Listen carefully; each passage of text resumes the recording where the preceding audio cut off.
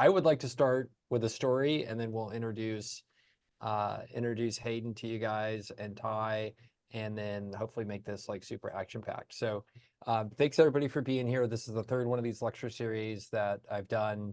You can find old recordings of these. We put them all on YouTube, totally free, designed to be something that is just helpful to people. And I've learned just in social media, the more I give to other people, the more the universe tends to pay me back. I just don't know how it's going to happen. So today will hopefully be like that. Hayden and I are going to talk to you about basically this topic of how to hire offshore. I want to start with sharing a story of the first time I tried to hire somebody offshore. Actually, we went and tried to hire 2 programmers in Mexico. They were software developers, and this was like 6 or 7 years ago. And so hired 2 different folks. One of them turned out to not be very good. The other one turned out to be actually okay for about a month and a half. And then that second person, he stopped really producing much of anything. And then later on, I discovered he was actually working like 2 other jobs and had started to farm out our work to somebody else. And, I think what I learned there is that just like as we look at how we hire, and most of us have figured out how to do it as companies, figure out how to hire domestically and where we're from, like in the United States or Canada or wherever, there is a science and an art and a set of things that work if you're going to be hiring people outside of the country where you live. So for me, that started me down a journey to think about, okay, well, that sucked. Like I had a horrible experience the first time I tried to do it on my own. Like, how do I learn the science and the art and from what other people have done in this space of hiring globally rather than just where we are in terms of our company location, and then leverage that to hopefully perform better as a business. And I think fundamentally, if you could do a global search for talent and hire the best people wherever they are for jobs that can work that way, like that's going to help any business. And it's definitely helped all of mine. Every company that I'm involved in now from a board perspective or an investor perspective is taking advantage of hiring globally. And I think we'll be able to talk about that today, because I think this is the future. If you're not doing it now, your competitors will be, and you have to get up to speed because it's going to happen. So cool. Well, so Hayden, you and I have known each other for a few years. Why don't you take a minute and introduce yourself and where you're coming to us today as my co-host for this lecture. No doubt. Thank you for having me. Ty, Michael, thanks for organizing this. My name is Hayden Cohen. I am CEO of Near. Michael and I founded Near together a little over 3 years ago now with our third partner, Franco. It actually happened after we hired him from Argentina through Twitter, funnily enough. And, we started as a job board, helping companies access talent from Latin America so that they could have access to a global talent market. And we've since kind of built it into a larger staffing and recruitment agency. And so we have a lot of knowledge about how to do this, what goes wrong, how to do it well. And hopefully I can share some stuff that you don't already know today in this live Q&A. Yeah, awesome. And then Ty, who is part of the team here, who is in a dark room by himself, he'll be managing Q&A and stuff like that. We're going to try to have as much Q&A time as we can. So what we're going to do here is Hayden and I put together a set of questions that I would ask if I was like a new business owner trying to think about, okay, how do I hire globally rather than locally? And we're going to go through those questions pretty quickly. And then we're going to save a ton of time for Q&A. So this is not going to be like a standard slide deck. It's going to be me actually asking questions of Hayden and then Hayden answering them. But I put these questions together kind of from the perspective of, okay, what is, what are the things that I would want to know if I was approaching, somebody as a customer for him, or just in general, I wanted to go hire globally, because there's an option here, and we'll talk about the different options. You can go directly to hire on your own. You can work with partners. You can work with staffing agencies. There's like all kinds of options for you, and none of them are wrong. So we'll talk through them today, and that way you can leave with some of the options around understanding what you could do. But mission for today is hopefully de-risk and demystify the what, when, and how of hiring globally rather than just locally. So, okay. Hayden, why is everybody suddenly talking about hiring globally and nearshoring and offshoring now? Yeah. Seems like that on social media, at least. It does. And feel free to jump in after I talk. Also, you were one of the people that talk about this on Twitter, so you could probably share some context as to why people are talking about it so much. But, to some of us, it might be obvious, to others, not so obvious. But setting the stage, basically, COVID happened. We entered this remote first world. At the same time, right now, there's kind of a talent shortage for some positions in the US. For example, we hear from accounting firms all the time that people have trouble finding talent locally. And also companies want to stay competitive in terms of attracting the best talent and being able to grow while, monitoring and improving their bottom line. So this nearshore, offshore, global talent hiring markets kind of comes in there because it's an obvious and smart choice once businesses know how to do it and how it works. So the obvious thing, so that's kind of the background context, obviously. First Yeah, thing is 100%. way lower cost, right? So you can hire lower cost talent globally. You get an increased access to talent. You're not hiring from a single city or region, you're hiring from the entire world. And it also enables some business functions that would otherwise be cost prohibitive. For example, you could hire multiple SDRs, build an outbound team instead of for the same price as it would to hire an SDR in the States. Yeah. And I think that's one of the things I also want to demystify from people. Like most people think about hiring globally as just like VAs and call center employees, and like the talent level across the world is going super high. Companies like ExxonMobil or like different big Fortune 500 companies in the US have had, like, say, for example, major accounting operations in Buenos Aires for like decades. So like that talent is suddenly starting to want to work for smaller businesses as well. And that's, anyway, it's just one of the cool things about, and has surprised me about, like, the quality of global talent is like super high. That's a good point, because like large companies have been doing this forever, and the remote world effectively enabled any company to do it. So they're doing it because there's obvious reasons behind it in terms of cost and ability to attract the right people. So now it's just open for everyone. Cool. So I think you talked about why hiring globally, like you get a broader access to talent. Potentially it's cheaper. Usually it's cheaper. Um, there's other benefits, I guess, also in terms of people, if you're trying to do 24/7 coverage and stuff like that, having people in other time zones is a good thing. But asking the second part of this, like, okay, well, like, should I hire from Latin America? Should I hire from Mexico? Should I hire from Canada, Philippines, India, uh, Eastern Europe? Like, how should somebody evaluate kind of which regions make sense and why? Yeah, great question. It's there's no one size fits all approach.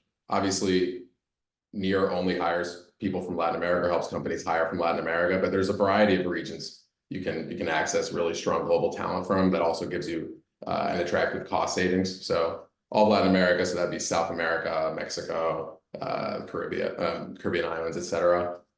Eastern Europe, that's often kind of a really hot spot for developers that a lot of people know about.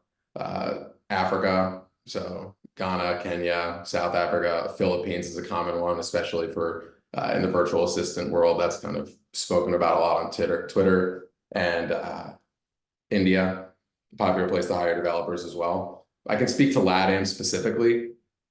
Folks there are really highly educated, speak really strong English. And in Latin America, what's interesting is because English is not their first language, it's often a proxy for people who are highly educated and motivated to get better jobs, right? They've learned English to access better opportunities. And you mentioned before, kind of companies like PwC, JP Morgan, large multinationals have hired folks and built offices all over Latin America for years. And so people there have experience working for US clients, working with teammates in the States, and then therefore kind of adopt a similar professional and cultural attitude. So it's pretty seamless. Yeah. Yeah, and I think I've found that it depends upon the region in which you can, like, kind of find what's optimal for what you're trying to do. So like one of the things we have is, like, there's an editor that works with me full time, like on all my Twitter threads and newsletter and all that kind of stuff. We hired somebody in Canada for that. And like his ability to understand the US culture was super important. When I've asked, like, people are trying to hire somebody for whom English is a second language, like in Argentina or other places to work on that stuff, like the cultural gap is just too small. So I think there's a lot of tying back, like, what do you want with, like, where the region's going to be strong as well. 100%. Okay, so like if I hire somebody in the US, I put up a job posting, and like people candidates apply. I know how to check their background, I know how to interview them, I know how to do reference checks, I know how to do a criminal background check on them. Like if I want to hire somebody who's in a foreign country to work for me, like what are my options to like make that happen? Yeah, so you kind of nailed it with what you just mentioned. It's the exact same thing, virtually the exact same as hiring someone in the US. It's just whether or not you know where to source the talent from and how to do it, right? So you identify what regions you want to hire from. We kind of just spoke to that. Different regions have different strengths, costs, considerations. And once you've decided that, you run a process to source, interview, and then hire the right person. And effectively, after you identify the person, you should have a solid onboarding process, basic expectations, performance monitoring KPIs, and tools to like support remote work like Slack. But it's basically the same. The complication is, do you know where to hire from?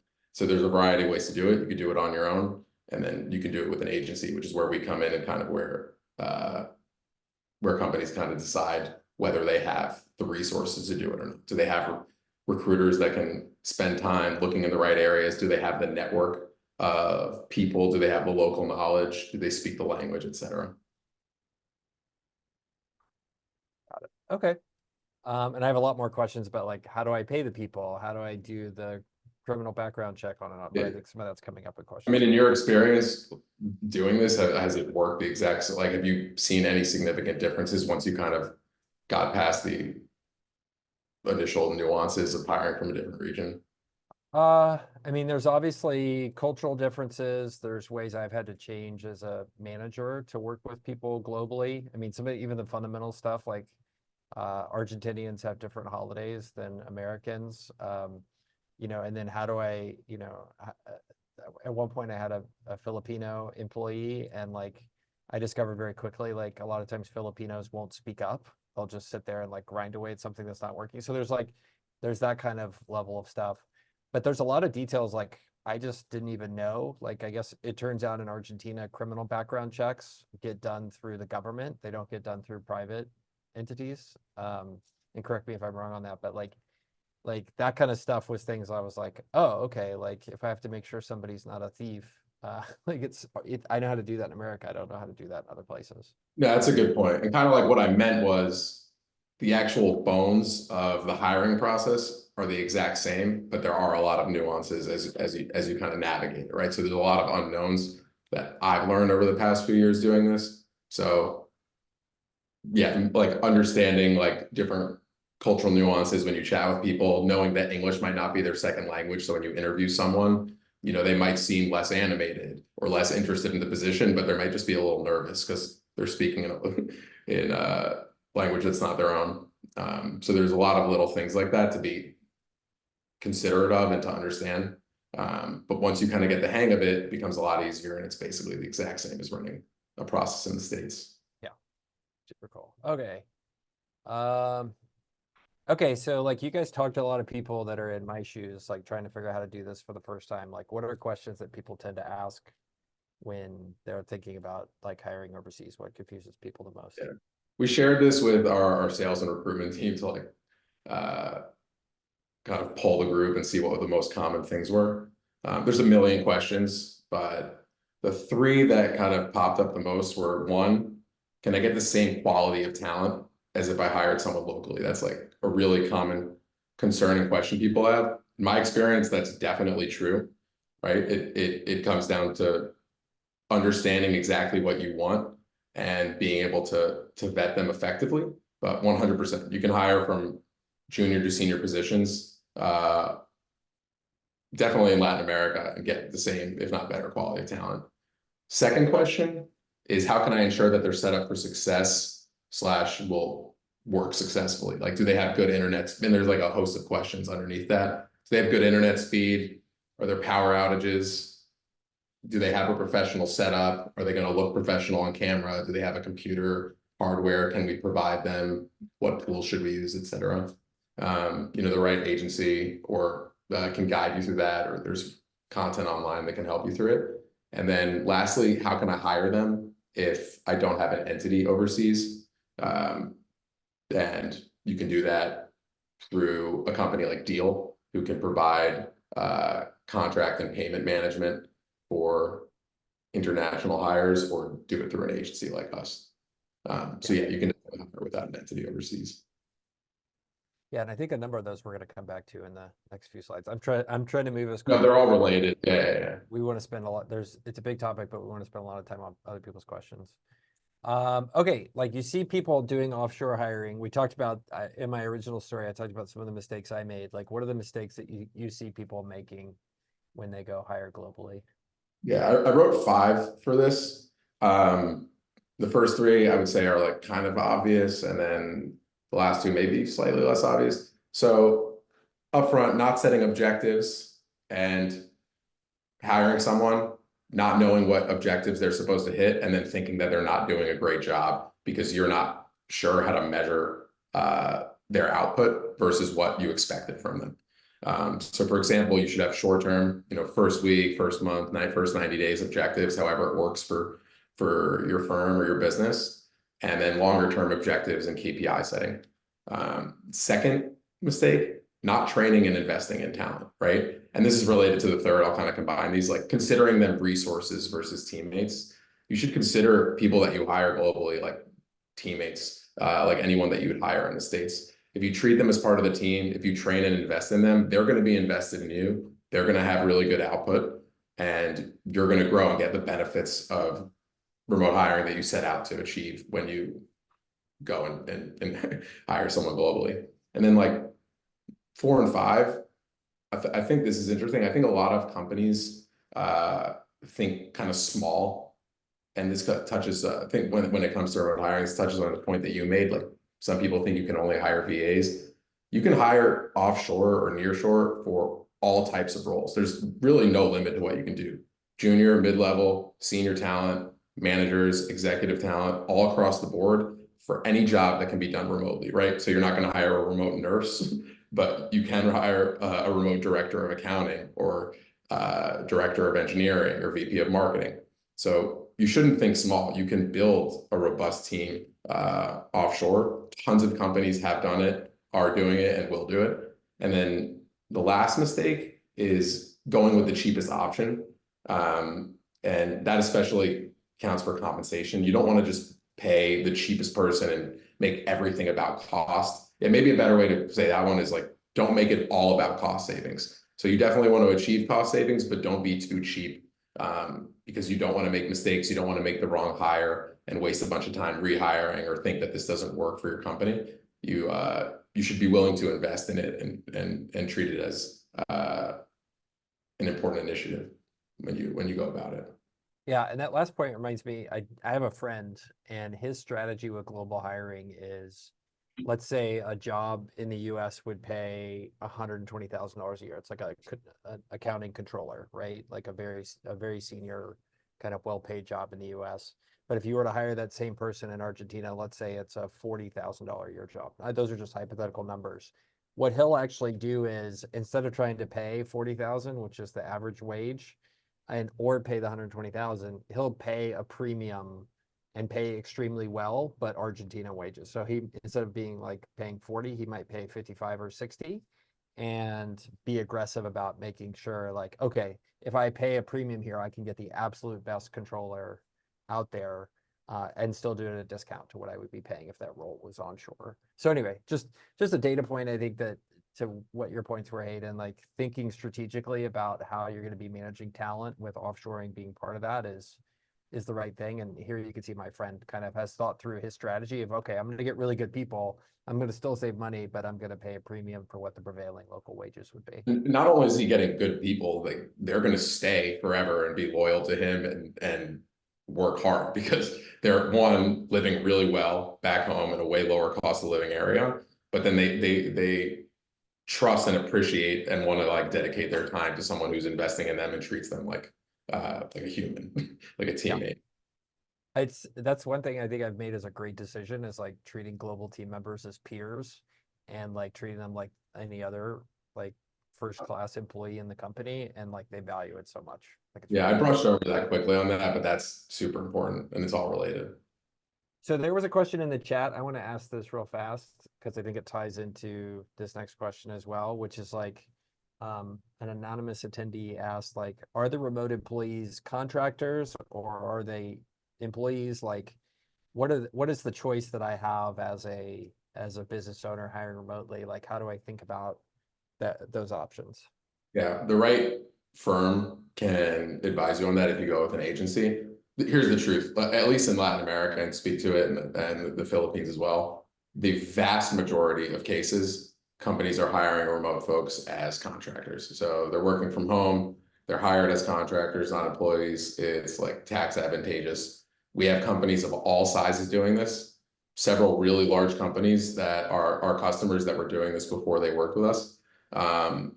In Latin America, it's kind of important to hire folks as an employee if they're doing business inside of Latin America, especially if they're salespeople. There's a lot of nuance, and like it's really important to stay compliant with local labor laws. So you want to make sure that you have tight contracts, but like in the vast majority of cases, folks are being hired as contractors. Cool. And then there's an option where like I can go it alone. I can go like just to Upwork and hire people through that, right? I can post jobs through any of the different job boards and stuff like that. Or like I could partner with a staffing agency. And I think that's where people that came to this through social media are seeing a lot of the staffing agencies like us. And I guess we haven't been talking about Near a ton on Twitter and stuff like that, but we've been at it for over 2 years. Like how should I think about like evaluating which one of those things I should do? Because it doesn't seem like there's one size fits all. Yeah, I mean, 100%. Like I'm going to try to answer this as unbiased as possible. Obviously, I run a staffing agency. So obviously take what I'm saying with a grain of salt. But the truth, before we started Near, we would hire folks through Upwork and those sites. I would kind of say that that's almost a separate conversation, because when we're talking about hiring global talent here, I think we're talking more about hiring teammates, not people for one-off projects and stuff. And if you're trying to hire someone longer term on a freelance platform like Upwork, you're probably not going to have success because they're getting access to tons of jobs. They're less committed to you. They're not as incentivized. But in terms of looking for global talent and doing it alone versus hiring an agency, there's a few considerations. But you should hire an agency when you have like a niche, hard to fill role that you don't have knowledge on, how to do it, how to find that type of talent in the market, right? We've done this, for example, for kind of less common programming languages, finding developers who know how to code in less common programming languages. And companies are really happy that we're able to help them find that talent. Second, if you don't have the time or resources to manage the recruiting process, if you don't have one and you prefer to delegate it to an expert who can manage it end to end to save you time, effectively thinking of it as an extension of your team, an agency can do that. Third, and really importantly, if you need to move super fast and you don't have the infrastructure to do this. So we had a customer one time who came to us, and their time to hire on remote roles was well over 60 days because they didn't have tons of talent coming in the door through the channels they were looking for remotely. They came to us and we got that down to just a number of weeks because we have a large talent network in the back end. We have tons of recruiters and talent sourcers that can just do this quickly and have done it before.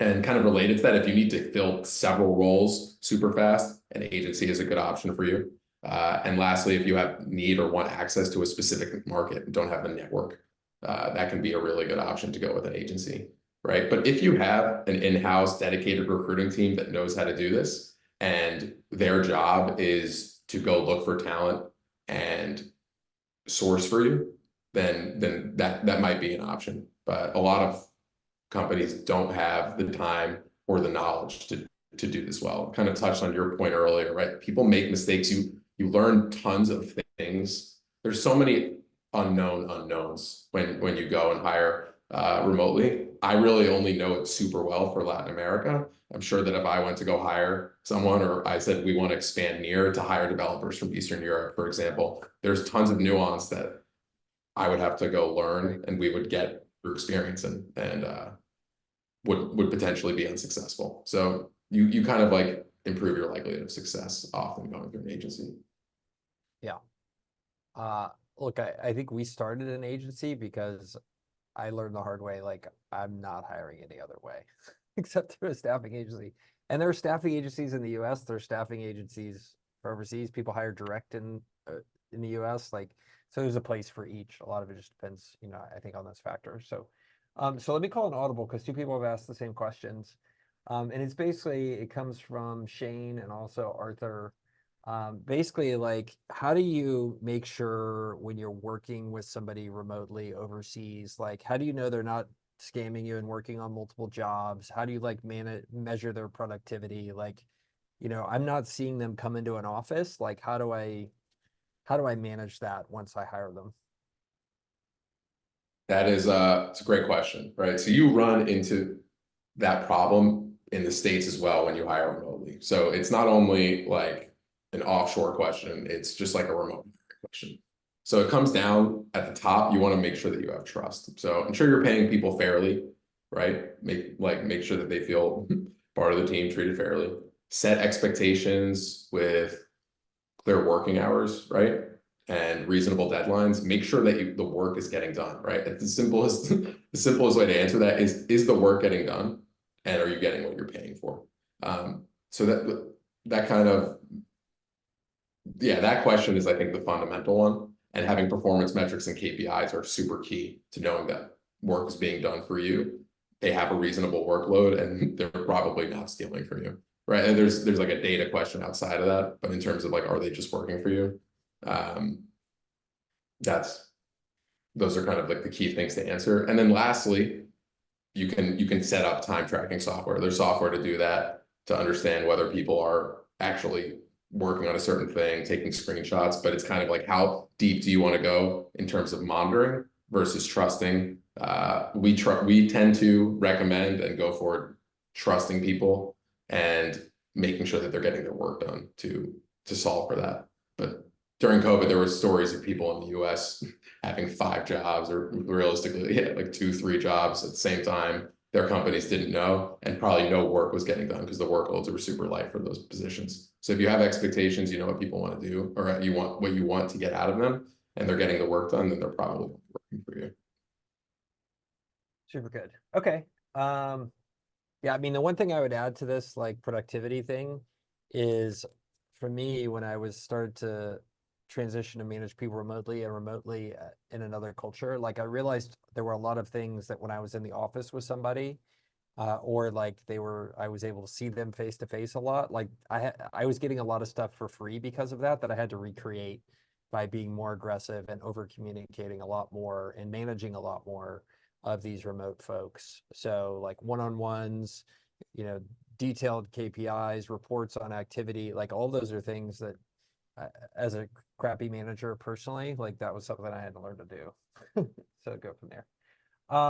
Cool. All right. Continuing kind of in the direction of the way the audience wants to go, Hayden, can we go back to this contractor versus EOR thing? Like there's there's kind of the two paths and there's several questions about it. And ultimately, like, this ends up being a trade-off that every company needs to make the decision as to how they want to handle it. But could you walk us through, like, okay, what is this EOR idea and what's the plus and minuses of that? And then what is the other kind of YOLO approach that a lot of people do? Yeah, so there's different levels to it, and an EOR is effectively an entity to hire people as full-time employees in their region, and they're effectively leased out to you, kind of like a PEO in the So United employer States. of record or Employer or of an EOR is record. employer of record, or PEO is like a professional employer organization, one that like actually is, you contract with them and they hire all the employees. Yeah, effectively enabling you to hire an employee without an entity in that country. Then the other model is the contractor model. Um, we there's a lot of considerations, right? And we can talk about this for a long time, but the fact of the matter is that the majority of cases, people are working remotely on their equipment from their homes in Latin America, at least. They're being hired as contractors using locally compliant contracts that an agency can provide, or a company like Deal can provide you on their platform. There's some level of risk if you don't follow the misclassification guidelines. And then there's also kind of different risk mitigation things you can do in terms of contracting. Companies like Deal provide different levels of service that cost more to mitigate risk on your contractor model. Agencies can do that by offboarding risk onto them where they hire on your behalf. So there's a lot of due diligence that you should do, but in most cases, people are being hired as contractors and not as employees because of tax advantageous considerations for the talent. So to some extent, like the trade-off there is a business decision that each company should make. Obviously, like there's a cost to going down and paying for Deal Shield or any of the other kind of payroll process and situations like that. Like the Deals of the world or Gusto has international stuff. Like that's a trade-off, that you would want to make and understand how you're approaching your operation there in that foreign country. And obviously we're not lawyers, talk to your lawyers, but it's also a reason for me to like, the only reason I feel like I mostly understand this topic is because you guys have spent so much time working on it, Hayden, and like it's I think a case in point for using an agency type thing for this sort of stuff. I mean, I've spent a lot of time thinking about this, working on this, speaking with attorneys, understanding like laws in the jurisdictions that we work in. The fact of the matter is that like we have never seen a misclassification issue with our talent. The big consideration is treat them like the contract states you're treating them. If you're forcing people to go into an office and monitoring every move that they make, they're probably being treated more like an employee.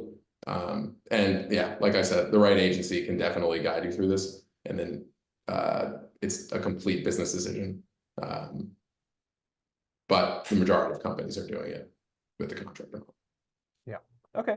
Let's keep following some of these questions we're getting, because these are actually probably better questions than the ones I wrote. How should we deal with local critique? So like people inside of our companies or people in our communities getting angry or feeling hurt that we're hiring globally rather than only locally? Another question that I spend a lot of time thinking of earlier on, now less so, because this is obviously kind of like, I guess it goes into the moral bucket of issues. But the truth is, this is the same thing as the automation wave, right? Became cheaper to build cars in Mexico. And so factories moved to Mexico. It's just the natural evolution of what's going to happen. Automation tools came into place, like Zapier, so companies could run tons of automated processes and didn't need people doing them. That cut jobs. Now that the talent markets are open worldwide and you have access to the best talent that's just as good as folks in the States, if a job can be done remotely, it can be done from anywhere. It's going to happen, and you're going to be left behind if you don't do it. Because you're, like you said early on, like I think the first thing you said, Michael, was your competitors are going to do it. So there's local critiques of saying like you're taking away jobs, but these jobs are going to be taken away one way or another. And that's one way of looking at it. The way I also look at it and really believe is true is that this enables companies to grow more and create more economic opportunity. It enables businesses to be created that wouldn't have otherwise been able to be created because there's access to talent that helps you build companies earlier on without breaking the bank, right? So we were able to build Near much lower cost up front by having a few people offshore. Like if we wanted to hire someone in the US early on, it would have been impossible. It's kind of like before this, the wave of hiring global people, global teammates for kind of like more full-time roles happened. People were hiring agencies offshore for marketing or for design because they had access to cheaper rates for the same quality of service. So it's kind of like the natural evolution of things, and it's not going to stop. It's the truth. Yeah, and I think I think two things I would add, like my experience so far in hiring globally is it's not reduced the total number of Americans or Canadians or whoever employed in the company, right? It tends to be jobs that we weren't going to be impossible to hire for. And if you look, for example, like in a number of my companies, like it is freaking impossible to hire accountants and CPAs. And it's the reason it's difficult is because these companies, we all need them, but we're only graduating so many of them. So either that business can be less efficient and have worse reporting and do less for all the existing employees, or it can hire remotely and be a more efficient company, like you talked about. I think the Yeah, second thing, well, certainly which it's it's 100%. Well, my kids' generation, the kids that are in their early 20s, it's the smallest workforce generation since World War II. Like there are not that many. It's only going to get worse before it gets better in terms of the number of members of the workforce. Look, and I think the second thing, and this really opened my eyes to the whole situation, is I used to view my community as the people that lived within 5 miles of me, right? That's my community. I live in San Antonio, whatever.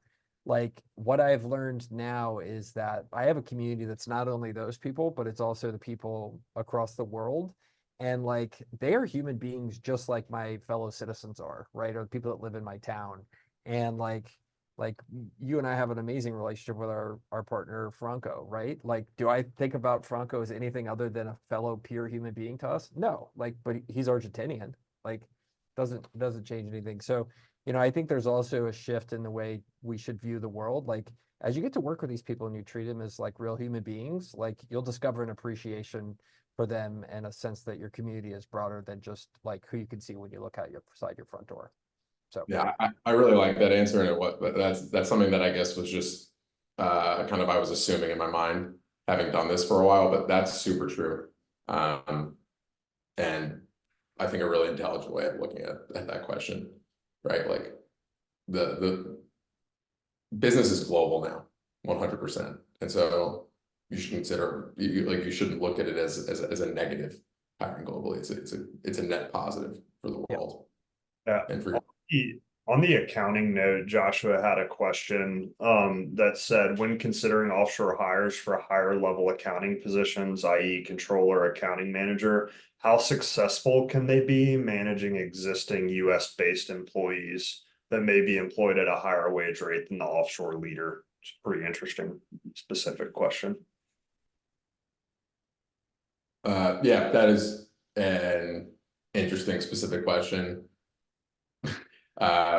The truth is that's going to happen, period, right? If you're hiring globally and you're hiring talent kind of all across the world and paying based on effectively cost of living and wage rates there, then there's going to be differences in the level of talent you might pay people for similar positions. This is an interesting scenario, but what we have seen is that, like, I'll give you an example.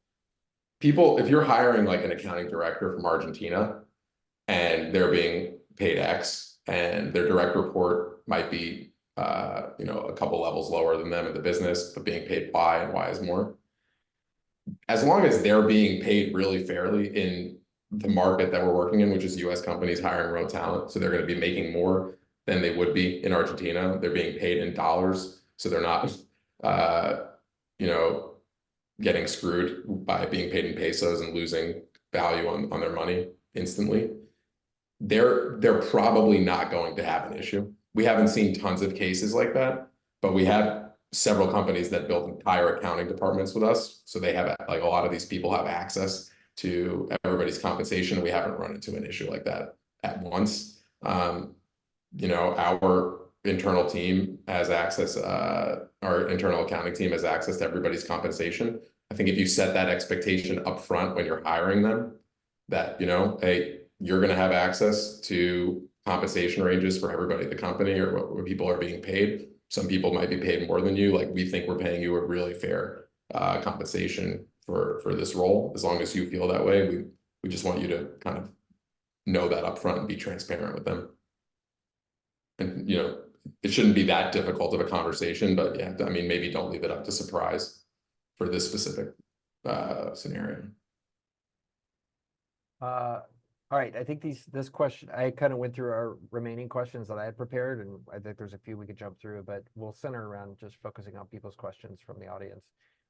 So this is kind of a trend question from an anonymous attendee. How sustainable is the long-term economic advantage of offshore hiring, and do you see it leveling out sometime soon? Look, I think that the reality is you see in economics, there's this idea of like competitive specialization, right? The same reason that like a China can get very good at making iPhones, right? Our iPhones are all made there. We outsource them to China and they ship them to us. I think the same thing happens globally as well. And with 7 billion people in the world, and a democratization of kind of the way hiring works, like there's just almost an inexhaustible supply of folks that can join this kind of global marketplace of talent. So I think you may see trends where things move around on a micro basis. It used to be, for example, that if you wanted to hire programmers, you would go to Poland.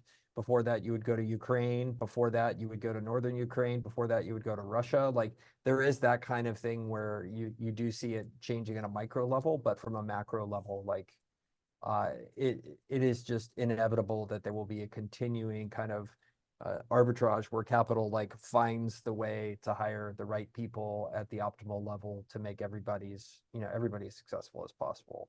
So I don't think it's slowing down. I just think you'll see it on a micro level kind of move around depending upon, what happens in those economies and what happens in markets and stuff. Yeah, but in terms of salaries or like compensation ranges going up to be as expensive as the States, like I don't see that happening anytime soon. Objectively, I mean, it's part of this idea of economics, right? Where we don't make t-shirts. This shirt was not made in the United States. There's a reason for that. It's because it is much better for this to be made in Vietnam because they can specialize on it and do a much better job. And you're like, well, that's just ship money to Vietnam. Well, ultimately, like that entire process of me taking some of my hard-earned money and using that to buy the t-shirt not only enriched some people in Vietnam, but it also accelerated the economy here in the US by the transport, the retailer, like the Amazon driver who shipped it to my house, the programmer who built Amazon, like all of that is stuff that is a huge benefit because it makes this machine here in the United States even more effective. So, this unfortunately is one of those things where it causes micro level pain, but macro level benefit where the rising tide benefits everybody. That does not get talked about in the presidential debates because nobody wants to study macroeconomics and theory of competition, all that kind of stuff, but that's the truth of it. Anyway, sorry. Okay, so let's go to this question. This is a good question. Like in the US, I know what an accountant, a controller makes. Like I just told you that. How do I figure out what the right thing to pay is overseas, Hayden? Yeah, I hate saying it depends for a lot of these things, but it kind of does. So it depends on three basic things. So the role, seniority, and the region you're hiring from. Different offshore regions are going to have different levels of expenses. So like if you're hiring someone for sales in Canada, you're going to get someone cheaper than the States, but in Latin America, it's going to be way cheaper than Canada. And you have to basically evaluate or make trade-offs on those three levers. So I can speak to Latin America. You're going to achieve savings between maybe 30 to 75% on compensation. The right person or the right agency can help guide you through what to pay them. And there's a lot of resources online to figure this out, but this is a really important question to understand before you go out and look for talent, because you want to make sure that people are being paid fairly. One of the things that we've seen companies do a lot is they'll go on Glassdoor and they'll be like, oh, I can hire someone in Argentina or Ecuador for X. And the truth is that is so much lower than anybody would want to be paid or take a job. And that's because there are effectively two markets right now. There's local labor markets where people are speaking in their native language, being hired as employees by local firms and getting like those benefits. And then there's the global market where US businesses, maybe Canadian, European businesses are hiring global talent from these regions. And the compensation ranges are significantly higher. So that's kind of an unknown that companies and individuals new to the game figure out kind of early on. And yeah, the right agency can definitely help you out with that. But there's also lots of lot of resources online on our website for Latin America specifically. We have a salary comparison guide that we put up, and we update, I think, every quarter with actual data from candidate surveys and in our experience. So you can check it out there for Latin America. I'm sure there's a ton of stuff for the Philippines, India, etc. Andy had a question where he was asking how flexible are offshore contractors, and his context for it was his company needs some flexibility and workload. How would you set that up and encourage that type of culture and environment, going back to your expectation setting point earlier, Hayden? Yeah, I think like I mean, it's kind of slightly generic, so I'll answer it the best I can. But yeah, there's definitely flexibility, but the biggest thing is like setting upfront expectations on your job description and what the role is going to entail. Don't tell someone that you're hiring them for longer term work that has X amount of hours and they get paid by the hour, and then take it away from them because you want flexibility on the back end. You should set those expectations up and basically run your search with that in mind. And there are people who will work hourly positions. You're getting like potentially a different level of talent.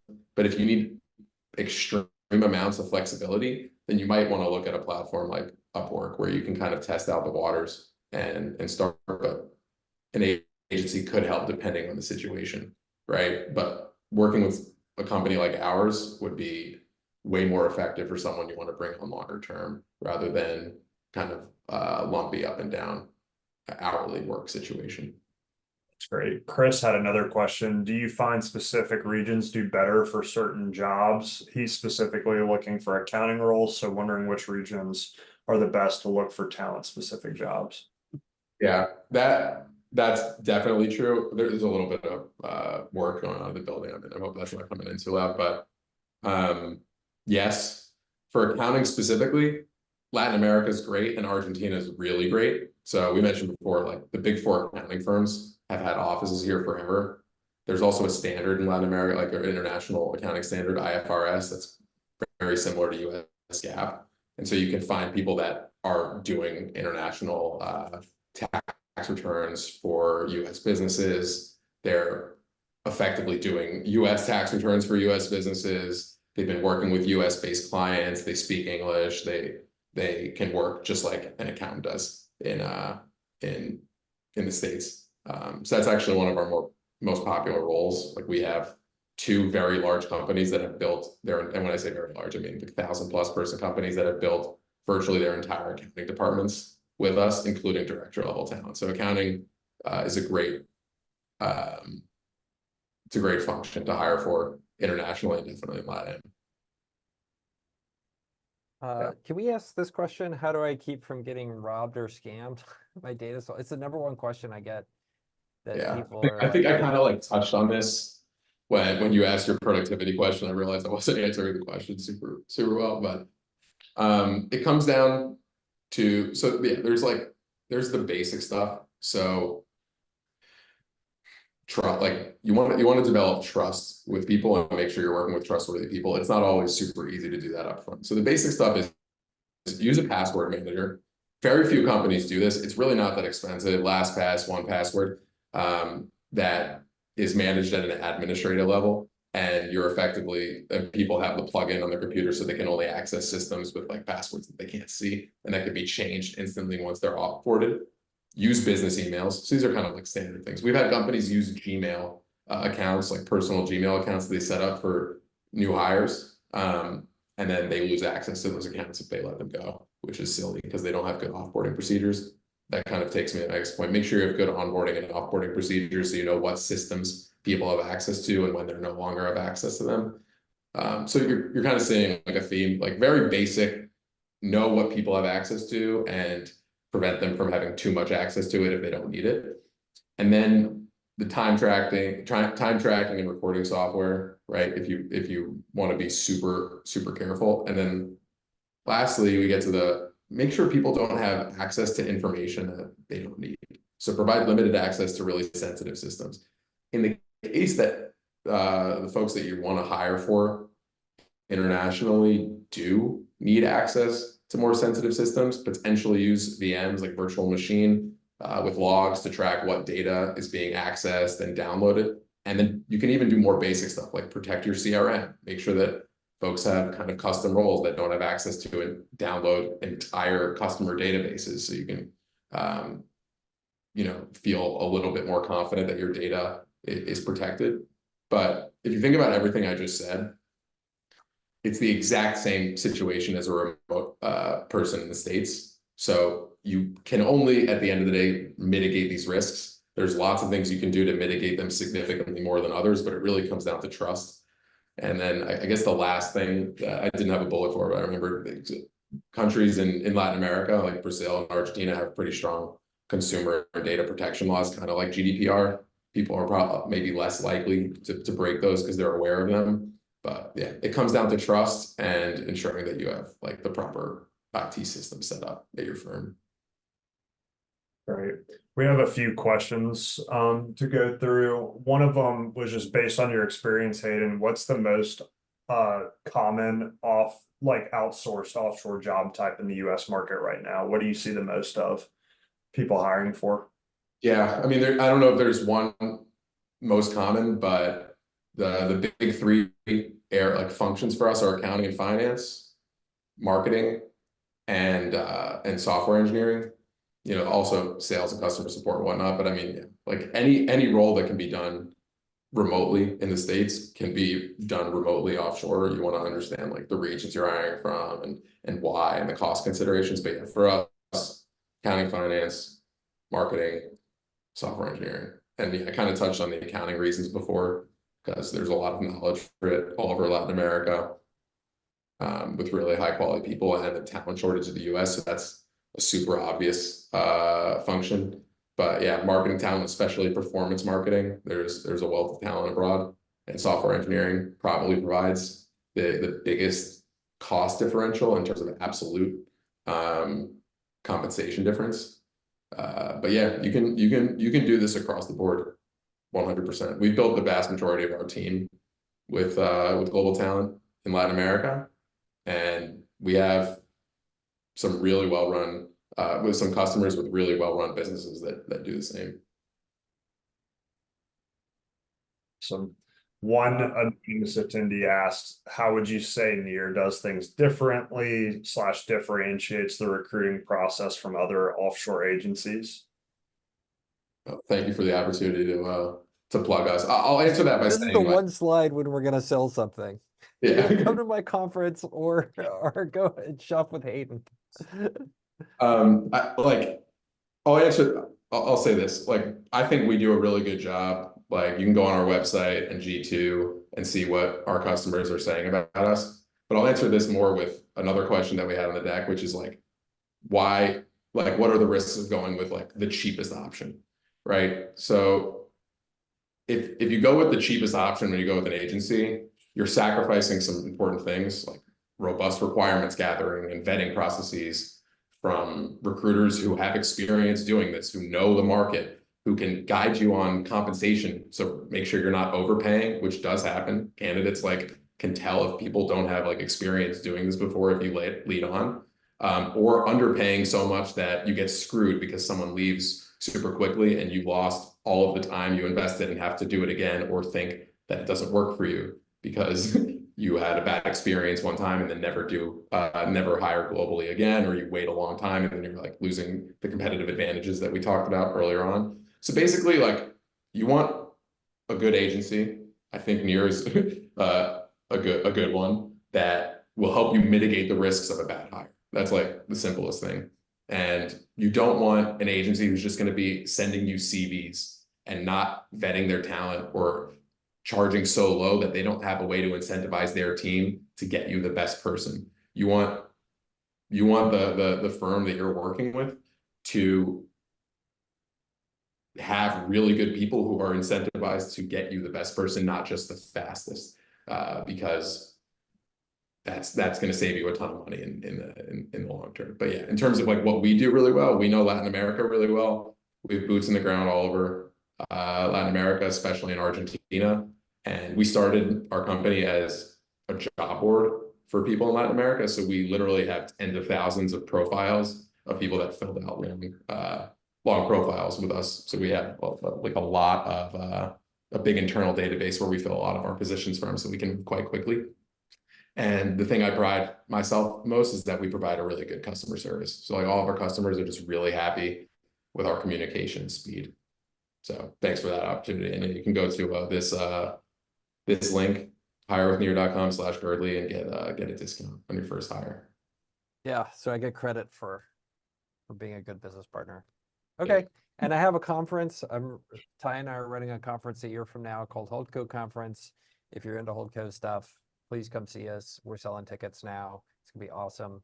We're working on great speakers, and if you want to pursue parallel entrepreneurship, owning multiple companies at once, and incubating them, selling them at some point, hopefully for me, this is the conference for you. And it should be in a great venue with great people, and not your standard get drunk in the bar kind of conference. So hopefully you learn and have a great time. So check it out and come see us.